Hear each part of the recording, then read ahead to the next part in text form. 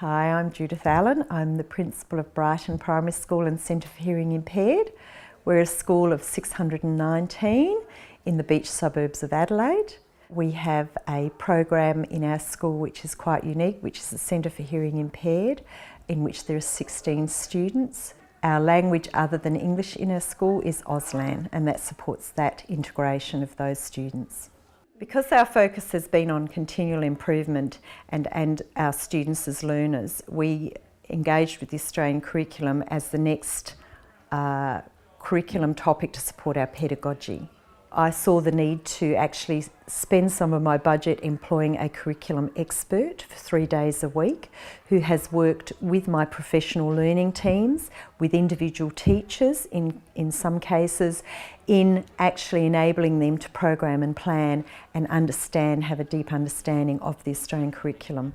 At Brighton Primary School, the key to managing the Australian curriculum is through our teamwork. So what we do is we make sure that we release our teams to work together, to plan together. We set up shared leadership so that not everybody's responsible for the whole Australian curriculum. We make sure that everybody takes a lead, that they become an expert, they lead their team. So I suppose to actually get the teachers working together was a really difficult task, to actually look at how we can work the teams together with their non-instruction teachers so that they could have time throughout the week whereby 3-4 teachers were released together to sit down and program and plan. Now that's, in a big school, quite difficult to get around the timetabling factors, but it was a really important thing that we put the time and effort into doing it because we could see the benefits of those teachers working together.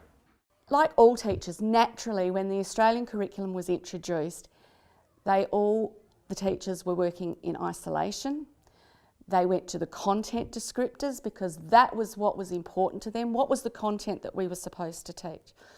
Over time, we've supported them to understand that the curriculum is bigger than the content descriptors. They need to understand the whole picture. So what they do now is they look at the achievement standards because that's where the concepts and the skills are articulated. That's where they need to get their students to by the end of the year. So from that, they then plan backwards. What are the concepts that are being developed? What are the skills that they can build into their classroom planning? Okay, so now, what do the content descriptors say?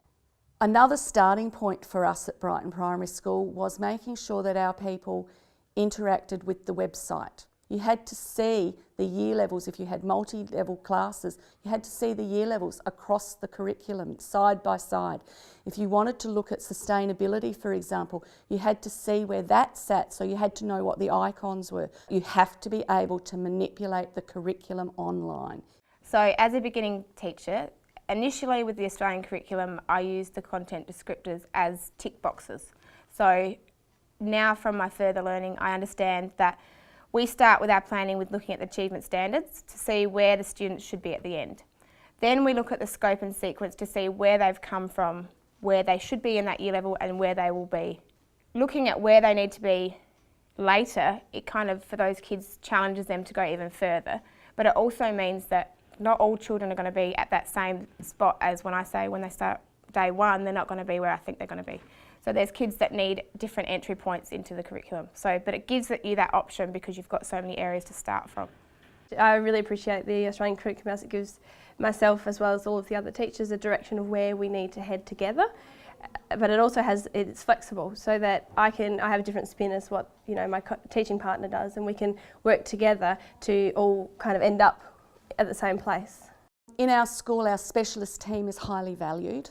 They work in an integrated way. They look at what happens in the classroom, what is the context, then look at the literacy continuum as if you're a support teacher, or the health and PE curriculum, or in Simon's case, the sustainability cross-curriculum priority, as well as geography and science, and then look at how they can value add to what's already happening in the classroom. Yeah, well, I think in terms of being a specialist outdoor ed teacher, that sustainability is a strong focus, and what it does is really strengthen what the class teachers do in the class, and the Australian curriculum really has that broad overview of sustainability and helps me support that planning with the classroom teachers. I'm Deb Toon and I have a Year 1 and 2 class. I work very closely with another teacher who has a foundation in Year 1 class. We've looked at the Money Smart program. I was trained in that, and I've come back to school and led the staff in some training for Money Smart, basically which is financial literacy. We've looked at the National Financial Literacy Framework.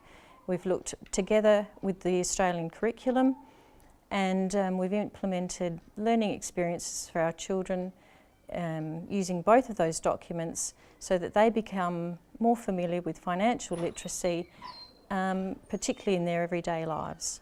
I have a Year 3-4 class, and I'm a classroom teacher 4 days a week, and 1 day a week I'm the wellbeing coordinator for the whole school.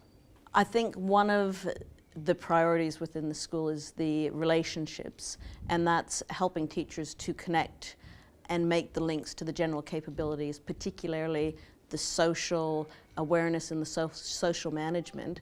This isn't only for the well-being of the students, but it's also the well-being of the teachers. We're not trying to add anything new. What we're doing is just working within the framework of the general capabilities.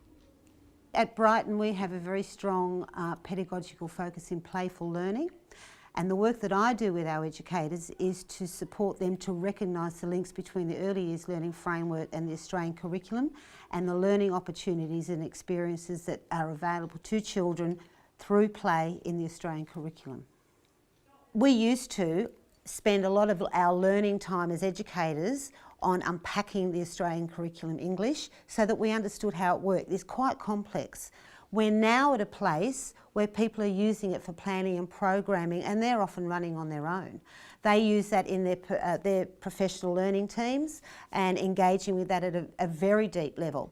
Well, the Australian curriculum, we use the ICT capabilities. So an example of the way we use technology here at Brighton is to transform a simple task into something that's meaningful and can be taught to another student. So some teachers use an app on the iPad for students to video themselves understanding a skill that they've already learnt, so that they can then teach someone else. And it's terrific because what they can do is they can show their class their movie, they can have an edit, a bit of a critical thinking about how they could make their movie better. Then they get a chance to go back and make it and to show a different audience. So they're really transforming their tasks to another student. As the teams have developed the common language, the common understandings of what's expected from the Australian curriculum, that's now translating into the learning of the students. And so what we're seeing is that students are not just having a fluency of a curriculum area, but they actually have a deep understanding. And we're starting to just see the language happen between students. So we've already seen it over the last 12 to 18 months of the language change between the teachers. But now we're starting to see the students talking about, well, why do you think that? How do you understand that? Can you show me that in a different way? And they are having persuasive arguments around, but I think this. So the questioning that's being used, the language that's used in the curriculum is now starting to filter through to the students' learning, and they're using the same language.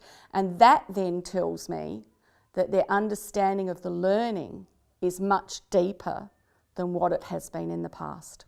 We've always had rich programs in Asian studies, sustainability and Aboriginal studies. What the Australian curriculum has enabled us to do is to refresh those areas and take another look at them, and to reflect on where we have sat with those programs, and enabled us to look at the next steps for our learning. And that has involved us in engaging with the local high school in an Asia literacy program over the last 18 months, which has been very valuable for both schools, and engaged our students in a wide range of activities. My advice to another school, principal, teacher just looking at the Australian curriculum for the first time is to make sure you read the rationale and the aims. Don't go to the content descriptors, and don't necessarily look at the resources that are available or the people, professional learning that is out there before you have an understanding of what the intent of the Australian curriculum is. The Australian curriculum is not one bit. It is made up of lots of little bits, and it can seem huge, but when you look at the rationale, you look at the aims, and you look at what the concepts are that are being developed over time, that's what makes this Australian curriculum manageable.